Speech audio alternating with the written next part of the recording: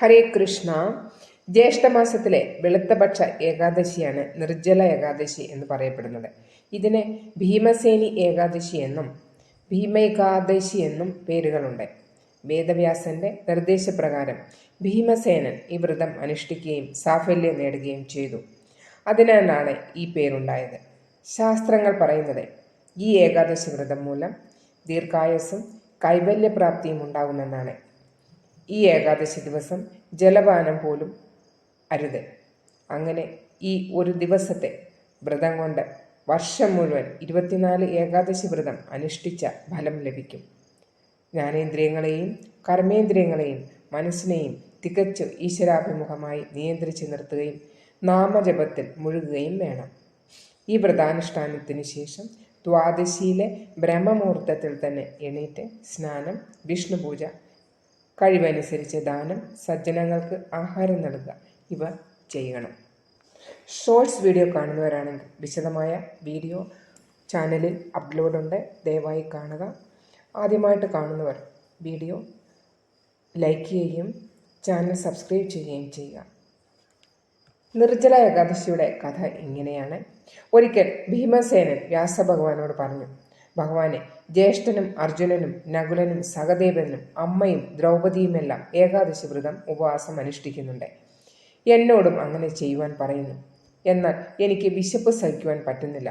ദാനം കൊടുക്കുകയും ഭഗവാൻ വസുദേവനെ അർച്ചന നടത്തുകയും ചെയ്തുകൊള്ളാം. നിരാഹാരം കൂടാതെ ഈ വ്രതം എങ്ങനെ അനുഷ്ഠിക്കാമെന്ന് പറഞ്ഞു തരണം. വലിയ ശരീരക്ലേശം കൂടാതെ ഫലം ലഭിക്കണമെന്നാണ് എൻ്റെ ആഗ്രഹം.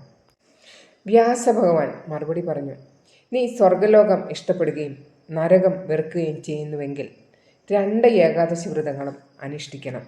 ഇതിന് ഭീമന്റെ മറുപടി ഇങ്ങനെയായിരുന്നു, ഭഗവാൻ, ഒരു നേരം മാത്രം ഭക്ഷണം കഴിച്ചുകൊണ്ടിരുന്നാൽ എൻ്റെ കാര്യം നടക്കില്ല. എൻ്റെ വയറ്റിൽ അഗ്നി എപ്പോഴും കത്തിക്കൊണ്ടിരിക്കുകയാണ്. വേണ്ടത്ര ഭക്ഷണം കഴിച്ചാൽ തന്നെ എൻ്റെ വിശപ്പ് ശമിക്കുന്നില്ല. അല്ലയോ ഋഷീശ്വര, അങ്ങ് ദയവ് ചെയ്ത് ഏതൊരു വ്രതം കൊണ്ട് മാത്രം എനിക്ക് മംഗളം ഭവിക്കുമെന്ന് പറഞ്ഞു തരണം. വ്യാസഭഗവാൻ, കൊള്ളാം, ജ്യേഷ്ഠത്തിലെ ഏകാദശി ജലപാനം പോലും കൂടാതെ അനുഷ്ഠിക്കുക. കുളിക്കുന്നതിലും ആചമനം നടത്തുന്നതിലും കൂടെ മാത്രം ജലം സ്വീകരിക്കാം. മറ്റ് ആഹാരങ്ങൾ തീർത്തും ഉപേക്ഷിക്കണം. അന്നം ഭക്ഷിക്കുന്നത് മൂലം വ്രതഭംഗമുണ്ടാവും. നീ ജീവിതകാലം മുഴുവൻ ഈ വ്രതം അനുഷ്ഠിക്കുക. ഇതുമൂലം നീ മുമ്പ് അനുഷ്ഠിച്ചുള്ള സകല ഏകാദശി ദിവസങ്ങളിലെ ആഹാരം കഴിച്ച പാപങ്ങളും ഇല്ലാതാവും. വ്യാസന്റെ നിർദ്ദേശപ്രകാരം ഭീമസേനൻ വളരെ ക്ലേശിച്ച് ജലപാനം കൂടാതെ ഈ വ്രതം അനുഷ്ഠിച്ചു. തൽഫലമായി ദ്വാദശി ദിവസം രാവിലെ ഭീമൻ ബോധശൂന്യനായി തീർന്നു. പാണ്ഡവർ ഗംഗാജലവും തുളസി തീർത്ഥവും കൊടുത്ത് അദ്ദേഹത്തിന്റെ ബോധക്കേട് മാറ്റി. ഭീമസേനൻ പാപരഹിതനാവുകയും ചെയ്തു. ഇതാണ് നിർജ്ജല ഏകാദശിയുടെ മഹാത്മ്യം. എങ്കിലും സാധിക്കുന്നവർ മാത്രം ജലപാനം ഉപേക്ഷിച്ച് വ്രതമെടുക്കാൻ ശ്രമിക്കുക. വ്രതസമയത്ത് കഴിയാവുന്നത്ര തവണ വിഷ്ണുനാമം ജപിക്കുന്നതും വിഷ്ണു സ്തോത്രങ്ങൾ, അഷ്ടോത്തരം, വിഷ്ണു സഹസ്രനാമം എന്നിവ ജപിക്കുന്നത് സർവ്വ ഐശ്വര്യങ്ങൾക്കും കാരണമാകും. അതുകൂടാതെ ഭാഗവതം, നാരായണീയം എന്നിവ പാരായണം ചെയ്യുന്നത് സവിശേഷ ഫലപ്രദായകമാണ്. സാധ്യമായ അവസരങ്ങളിലെല്ലാം ഓ നമോ നാരായണായ എന്ന അഷ്ടാക്ഷര മന്ത്രവും ഓ നമോ ഭഗവതേ വാസുദേവ എന്ന ദ്വാദശാക്ഷര മന്ത്രവും ജപിക്കാം. ഭഗവത് സ്വരൂപത്തെ പ്രകീർത്തിക്കുന്ന വിഷ്ണു സ്തോത്രം ജപിക്കുന്നത് അത്യുത്തമം. ഭഗവത് രൂപം മനസ്സിൽ സങ്കല്പിച്ച് അർത്ഥം മനസ്സിലാക്കി വേണം ഈ സ്തോത്രം ജപിക്കാൻ. നെയ്വിളക്കിന് മുന്നിലിരുന്നുള്ള ജപം ഇരട്ടി ഫലദായകമാണ്.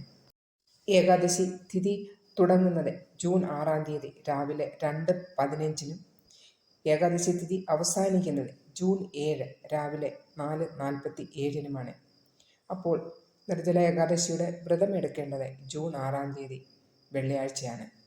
പാരണ സമയം എന്ന് പറയുന്നത് ജൂൺ 7-ാം തീയതി ഉച്ചയ്ക്ക് ശേഷമാണ്. ഉച്ചയ്ക്ക് 1:37 4:08 അകത്ത് നിങ്ങൾ പാരണ വീടുകയും ചെയ്യുക. അപ്പോൾ എല്ലാവരും നിങ്ങളുടെ ആരോഗ്യസ്ഥിതി അനുസരിച്ച് നിർജ്ജല ഏകാദശിയുടെ വ്രതം അനുഷ്ഠിക്കുക. ഭഗവാന്റെ എല്ലാ അനുഗ്രഹങ്ങളും നിങ്ങൾക്ക് ഉണ്ടാകട്ടെ. അതുപോലെ വീഡിയോ ഉപകാരപ്രദമായെന്ന് വിശ്വസിക്കുകയാണെങ്കിൽ ലൈക്ക് ചെയ്യാനും ഒരു കമൻ്റ് ഇടാനും ഓ നമോ ഭഗവതേ വാസുദേവ എന്ന ഒരു കമൻ്റ് ഇടുവാനും പിന്നെ ആദ്യമായിട്ട് ചാനൽ കാണുന്നവരെ സബ്സ്ക്രൈബ് ചെയ്യാനും മടിക്കണ്ട. ഹരേ കൃഷ്ണ. സർവം കൃഷ്ണ.